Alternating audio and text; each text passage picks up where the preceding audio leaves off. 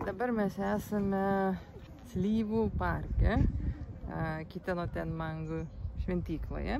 Ir slyvos pagal idėją turėtų žydėti, nes jau poryt yra šventė, slyvų žydėjimo šventė, bet kaip matote yra tik pumpurai, pumpurėliai ir žydi viena slyva. Tada su slyvom, kad jų žydėjimas yra labai sunkiai prognozuojamas, jų yra labai daug rūšių ir vienos yra ankstesnės, kitos yra vėlesnės. Tai kuom skiriasi nuo sakurų, bent jau kiek aš skaičiau, kad sakuros prisodina dauguma vienos pagrindinė rūšis ir todėl jos žydėjimą lengviau prognozuoti. Tarpu slyvos vienos pradeda anksčiau, kitos vėliau.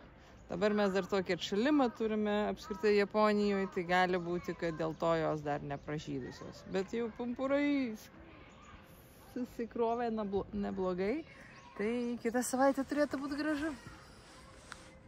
O čia kas per platformą? Mes dabar esame užlipę ant tokios apžvalgos aikštelės. Tai jeigu žydėtų slyvas, būtų labai gražu. Čia matysis visi tie medeliai. Skaičiau, kad čia yra 1500 medžių, bet turbūt per visą šventyklą, aš nežinau, ar šitoj vietoj taip yra. Nes čia tai nesimatau, kad būtų tiek daug.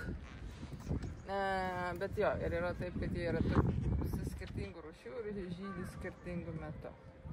Tai šitos, jos atrodo, kad jos kitą savaitę pražys. Žiūrėjom kitą savaitę, ir dar matosi tokie pakabinti.